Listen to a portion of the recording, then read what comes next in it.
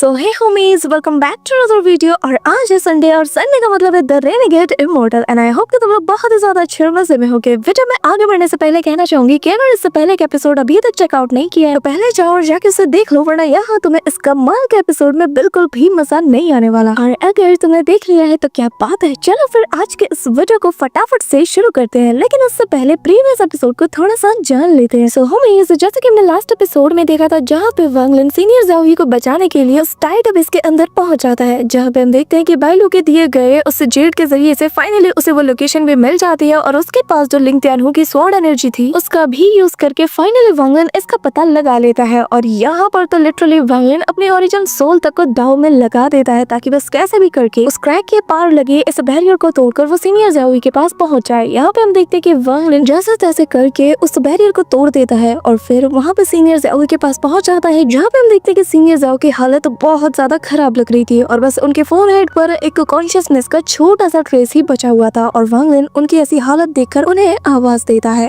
और अब आगे सो होमीज, हमारे इस पार्ट की स्टार्टिंग में हम वांग लिन को देखते हैं जहाँ पर वो उन 4 फॉर्मेशन में एक फॉर्मेशन के ऊपर सीधा एक पंच दे मारता है। प्लान इसका यही था कि बस कैसे भी करके बाय फोर्स इसे तोड़ के सीनियर ज़ाओयी को मैं आजाद कर लूं। यहाँ पे हम देखते हैं कि इसके पंच का इम्पैक्ट बहुत तगड़ा वाला तो था, लेकिन ये फॉर्मेशन फिर भी नहीं टूटता और तभी ये रिवर्स इम्पैक्ट वांग लिन पे भी पड़ता है। वो काफी दूर छिटक जाता है। इस दौरान वांग लिन देख के हैरान था कि उनके आसपास कितने हेवी अमाउंट में डेथ ऑरा मौजूद है और तभी वो उन्हें आवाज देता है, लेकिन फिर भी कोई खास रिस्पॉन्स नहीं आता। लेकिन इस बार वांग लिन देख के शॉक्ड था कि उनके आसपास लिंग त्यानहू की स्वॉर्ड ऑरा के अलावा डिमोनिक एनर्जी भी मौजूद है। इस दौरान वांग लिन के पीछे एक्सप्लोजन होता है और तभी जैसे ही हम पीछे मुड़ के देखते हैं तो यहाँ पाते हैं कि जो वांग लिन ने इतने सारे स्ट्रोक्स और फॉर्मेशन का यूज करके लिंग त्यानहू के उस फैंटम को पूरी तरीके से यहाँ पे कैद करके रखा था, अचानक से वो अपनी ताकत को अनलीश करने लगता है। धीरे धीरे करके हम देखते हैं स्ट्रोक्स के जरिए से बने हुए उस सीलिंग फॉर्मेशन में काफी सारे क्रैक्स आने लगते हैं और अगले ही पल ये देखते साथ ही वांग लिन भी सीधा एक और अटैक इस फॉर्मेशन के ऊपर करता है ताकि बस कैसे भी करके सीनियर ज़ाओयी को वो बचा ले। लेकिन तब तक यहाँ पे लिंग त्यानहू की ये जो जायंट स्वॉर्ड एनर्जी थी वो यहाँ पे आजाद हो चुकी थी और वो वांग लिन की तरफ तेजी से बढ़ती है। वांग लिन की ओरिजिनल सोल भी इससे बुरी तरीके से डैमेज होती है, पर तब तक वांग लिन ने भी अपने डेमोनिक डेथ फिंगर को इसकी तरफ आगे बढ़ा दिया था। यहाँ पे दोनों जैसे ही आपस में क्लैश करते हैं तो वांग लिन पल भर के लिए भी उसे रोक नहीं पाता और यहाँ पे उसके अटैक को डिस्ट्रॉय करते हुए सीधा वांग लिन की तरफ अभी चार्ज करता है। यहाँ पर लिंग त्यानहू का फैंटम अपनी स्वॉर्ड को थामते साथ ही सीधा उसके ऊपर हमला कर देता है। वांग लिन डॉज करने की कोशिश करता है, लेकिन अगले ही पल एक स्वॉर्ड स्ट्राइक उसे पड़ जाती है, जिसके चलते वो और ज्यादा इंजर्ड हो जाता है और तेजी से पीछे की ओर गिरने लगता है। इस दौरान यहाँ पे लिंग त्यानहू काफी सारे और मल्टीपल फॉर्मेशन को बनाते हैं, जिसके अंदर से मल्टीपल स्वॉर्ड्स भी बाहर आते हैं और सबके सब एक साथ मिलकर वांग लिन के ऊपर टूट पड़ते हैं। और यहाँ ही एनिमेशन है। यहाँ पे हम देखते हैं कि वांग लिन हर एक स्वॉर्ड के ऊपर जंप करते हुए यहाँ से आगे बढ़ रहा था। लिटरली यहाँ पर वांग लिन के पीछे 1000 से भी ज्यादा स्वॉर्ड्स पड़ी हुई थी, लेकिन वो उन सभी से डॉज करते हुए यहाँ पे अपने अंडरवर्ल्ड रिवर को समन कर लेता है। लेकिन वांग लिन के पास इनफ एनर्जी और ऑरा नहीं थी, जिसके चलते वो उसे एक्टिवेट ही नहीं कर पाता और तब तक उसके सामने बड़ी बड़ी 3 जायंट स्वॉर्ड्स और उसके पीछे हजारों छोटी स्वॉर्ड्स आ चुकी थी। इस दौरान पीछे से लिंग त्यानहू का फैंटम भी अपने स्वॉर्ड से एक स्ट्राइक सीधा वांग लिन के ऊपर दे मारता है। वांग लिन यहाँ पर ज़ाओयी को सीनियर कह के आवाज देता और कहता है कि आखिर आप कब तक ऐसे खामोश रहोगे। तभी यहाँ पे सीनियर ज़ाओयी एक गहरी सांस लेते हैं और कहने लगते हैं कि गेट लॉस्ट। यहाँ पे ये कहना ही था, इतना टेरिफाइंग लव प्रेशर निकलता है कि यहाँ पे लिंग त्यानहू का वो जो फैंटम था वो पल भर में ही डिस्ट्रॉय हो जाता है। और तभी वांग लिन कहने लगता है कि मुझे लगा था कि आप ऐसे ही यहाँ पे चुपचाप खामोश खड़े रहोगे। यहाँ पे ज़ाओयी उसकी तरफ देखते हैं और फिर हल्का सा ऑरा उसकी तरफ प्रोवाइड कराते हैं और यहाँ की जितनी भी डेमोनिक एनर्जी थी उसके जरिए से वो उसकी बॉडी को हील करना शुरू कर देते हैं, जिसके चलते पल भर में ही वांग लिन की सारी इंजरीज हील हो जाती है। यानी कि जो फिजिकल इंजरीज थे वो सारी ठीक हो जाती है और वो कहने लगता है कि मुझे लगा नहीं था कि तुम इस हद तक जाओगे। जिसके बाद वांग लिन कहने लगता है कि मुझे लगा था कि शायद आपको बस यहाँ पे ट्रैप करके रखा गया होगा, लेकिन मैं देख पा रहा हूँ कि आपके आसपास कितना सारा डेथ ऑरा मौजूद है। यहाँ तक कि स्वॉर्ड एनर्जी के अलावा भी यहाँ पर काफी सारे ऐसे फॉर्मेशंस भी है कि लगातार आपकी विटलिटी को भी ड्रेन कर रही है। और मैं जानता हूँ कि आप एक रेन स्वॉर्ड स्पिरिट हो, तो आपके लिए ये सारी चीजों को तोड़ना बहुत ही आसान है। और देख के अफसोस हो रहा है कि मैंने फालतू में मेहनत की। आपने खुद ही अपनी इस डेस्टिनी को गले लगाया है, आप खुद ही यहाँ पे जीना नहीं चाहते। वांग लिन अपनी मुट्ठी को टाइट करता है और कहने लगता है कि मुझे अफसोस हुआ, सच में अफसोस हुआ। ये देख करके आप वाकई में मरना चाहते हो। यहाँ पे ज़ियाओ बताने लगते हैं कि लिंग तियानहू की मेरी स्वॉर्ड पावर्स चाहिए थी, इसकी वजह से उसने मुझे यहाँ पे ट्रैप करके रखा है, लेकिन इस कंट्री का जो एंशिएंट डीमन है उसे मेरी बॉडी चाहिए और इसीलिए दोनों ने हाथ मिला लिया और तब से वो मेरी बॉडी के अंदर से मेरी जितनी भी कॉन्शियसनेस है उसे इरेज करने में लगा हुआ है। पर अगर तुम मेरी बात करो तो मेरे पास सर्वाइव करने के लिए कोई रीजन ही नहीं बचा, क्योंकि वो जा चुकी है तो भला मैं क्यों जीऊं। यहाँ पे वांग लिन को ये सुनकर और ज्यादा बुरा लगता है। वो कहने लगता है कि आपका दिल मर चुका है और अगर मुझे पहले पता होता तो शायद मैं यहाँ कभी नहीं आता। जिस पे वो कहने लगता है कि वांग लिन मुझे माफ करना, पर तभी वांग लिन अपने पास से वो उसी पकोड़े को बाहर निकालता है और कहने लगता है कि मैंने आपसे वादा किया था कि जब तक मैं आपसे दोबारा मिल नहीं जाता मैं इस पकोड़े को हमेशा आपके लिए सेफ रखूंगा, इसकी हिफाजत करूंगा। मैं अपना वादा पूरा कर चुका हूँ, इसलिए मैं आपको ये लौटा रहा हूँ। यहाँ पे अपने पकोड़े को देखते साथ ही सीनियर ज़ियाओ उसे टाइटली अपनी बाहों में होल्ड करते हैं और वो काफी ज्यादा इमोशनल होते हुए कहने लगते हैं कि टिंगर फाइनली तो मुझे मिल ही गई। यहाँ पे बेसिकली टिंगर उनकी लवर का नाम है, लेकिन तभी वांग लिन बताने लगता है कि उनका असली नाम टिंगर नहीं है बल्कि उनका नाम किंग शुआन है और जो कि सेलेस्टियल एम्परर किंग लिन की बेटी है और एक सेलेस्टियल लॉर्ड है। ये यहाँ पे ये सुनकर सीनियर ज़ियाओ कंफ्यूज हो जाते हैं तो वांग लिन उसे वही जेड थ्रो करता है और बताने लगता है कि हाँ, सेलेस्टियल रियल्म के सबसे strongest emperor celestial emperor king Lin की बेटी है ये। और जहाँ तक मुझे पता है कि जो सेलेस्टियल एम्परर किंग लिन है वो किसी केव के अंदर इस वक्त खुद को हील कर रहे हैं और वो जो केव है वो डीमन स्पिरिट लैंड के अंदर ही कहीं मौजूद है। यहाँ पे हम देखते हैं कि जो सीनियर ज़ियाओ है उसके खुशी का ठिकाना नहीं रहता जब उसे पता चलता है कि सेलेस्टियल एम्परर किंग लिन असल में किंग शुआन के फादर है। तो वो कहने लगते हैं कि वांग लिन, अगर जो तुम कह रहे हो वो सच है और अगर वाकई में वो यहीं पर है तो मुझे पूरा यकीन है कि उसके फादर के पास कोई ना कोई रास्ता जरूर होगा कि जिसके जरिए से वो अपनी बेटी को रिवाइव कर पाए। वांग लिन, मुझे बताओ क्या तुम पक्का श्योर हो कि वो यहीं पे है? जिस पे वांग लिन कहता है कि इसका पता तभी चलेगा जब हम इसकी तह तक पहुंचेंगे। अब यहाँ पे ये सुनना ही था कि तभी सीनियर ज़ियाओ अपनी पावर का यूज करते हैं और तभी अचानक से एक जोरदार एक्सप्लोजन होता है और वो आसपास जितने भी वो जो पर्पल वाइन्स थे उन्हें डिस्ट्रॉय कर देते हैं। जिसके बाद सीनियर ज़ियाओ